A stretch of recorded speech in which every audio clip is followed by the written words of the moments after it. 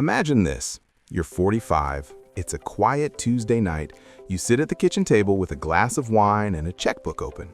One check, $42,000. Every dollar you have, savings, emergency fund, inheritance. You send it to the bank. Mortgage gone, the house paid off. You sleep peacefully, proud of the decision. 6 months later, you lose your job.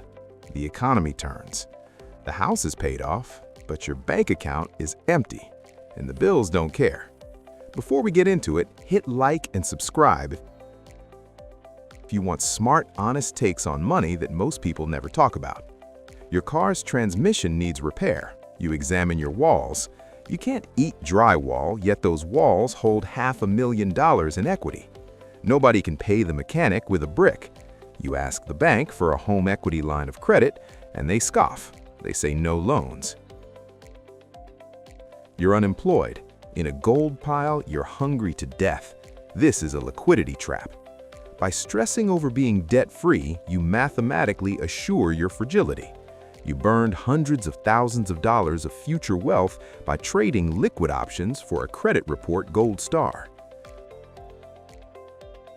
Bobby here, and I spend too much time thinking about emotional lies that inhibit financial optimization. If you are paying $500 more a month toward your mortgage principal because you want freedom, or if you have a low interest rate but feel guilty about carrying debt, subscribe and give this video a thumbs up if it helps you. Today, we are going to slaughter one of the most sacred cows in personal finance: why early mortgage payoff is generally a mathematical disaster, dead equity, inflation arbitrage, and why retaining your mortgage forever may be the safest option will be discussed. Regarding the mortgage payoff movement, emotion drives it, not math. It emanates from our grandparents' debt phobia. Debt repayment was a survival between the 1930s and 1980s when interest rates were double digits.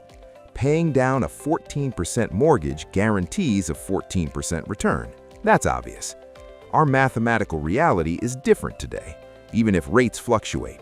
Aggressively paying off a mortgage at 3%, 4%, or 5% is like investing in a savings account at the same rate. Paying off debt saves interest, which is its ROI. Would you put your money in a 3% savings account with a huge early withdrawal penalty? You'd call that a bad investment. You state a money market fund is offering 5%. That money would go in the S&P 500, which returns 8 to 10%. Paying down your mortgage yields 3% versus 10%. Because debt scares you, you're accepting a lower capital yield. You pay fear tax. Investigate arbitrage. If you want to be rich, think like banks. A bank borrows from your savings account at 0.5% and lends it back at 6% via a mortgage. Maintain spread. The spread is their profit.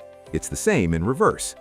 With a 4% mortgage and an 8% market investment, the 4% spread represents your profit. Leverage creates free money. Let's quantify. Imagine having $100,000 additional cash.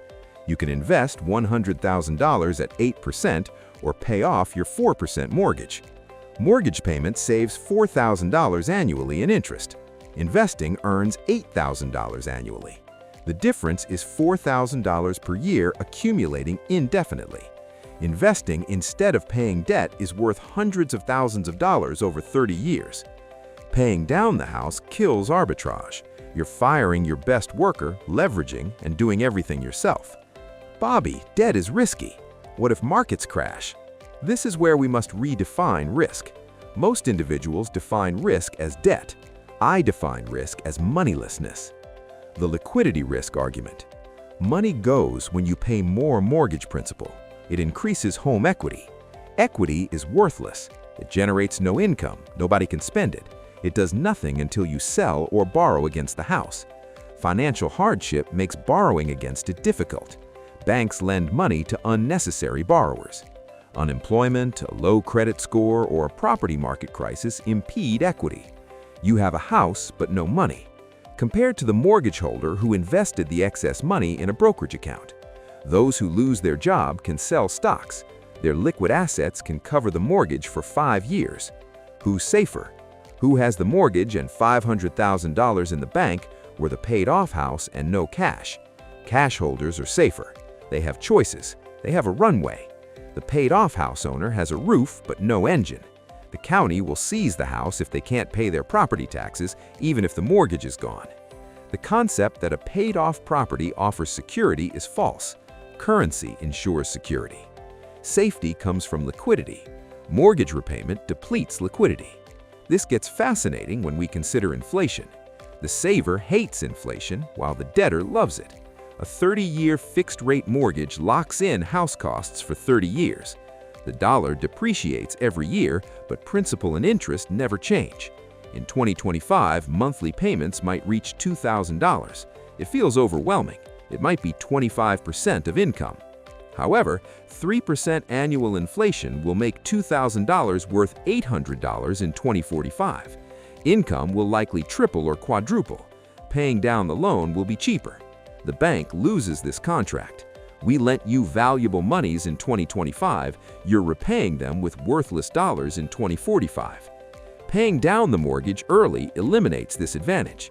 You repay the bank with valued dollars today rather than cheap dollars tomorrow, giving the bank a gift. You should extend that loan as long as possible to let inflation erode its value. The mortgage gets cheaper every year without your help. Consider the opportunity cost of the extra payments. You destroyed this fortune so you never see it. You decide to aggressively pay $1,000 a month to pay off a $2,000 mortgage in 15 years instead of 30. You feel good. You think Dave Ramsey would approve. Simulate the alternative.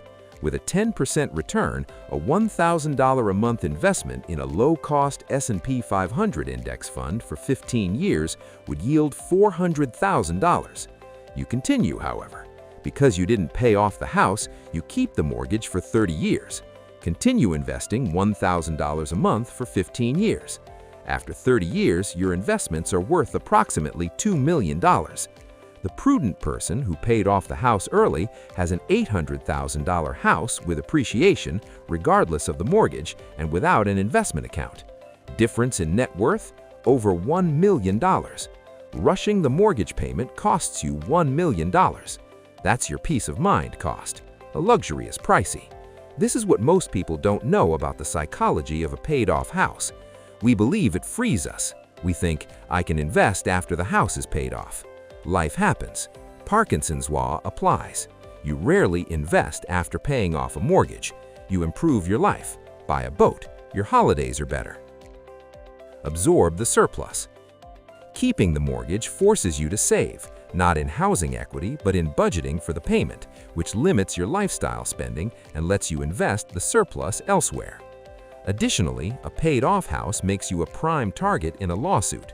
If you're sued and have 100% home equity, creditors will go after that. A mortgage for 80% of the value leaves little equity for theft. The house is owned by the bank for asset protection. You hide your real wealth in brokerage accounts while appearing destitute and indebted, making you unattractive to a lawsuit.